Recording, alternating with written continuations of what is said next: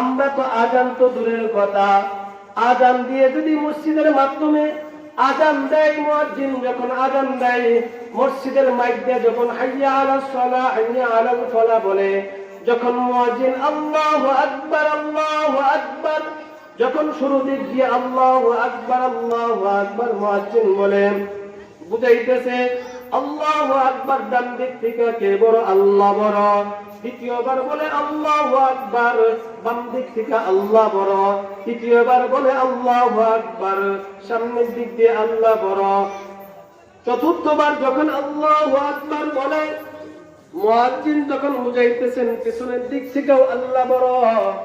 যখন শেষ দিক দিয়ে আল্লাহু আকবার বলে, বুঝাইতেছেন আকাশের দিক থেকে সর্ব উঁচুর দিক থেকে উপরের দিক থেকেও আল্লাহ বড়।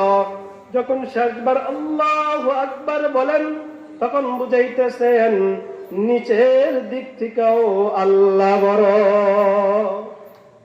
সব দিক থেকে বড় কে? আল্লাহ।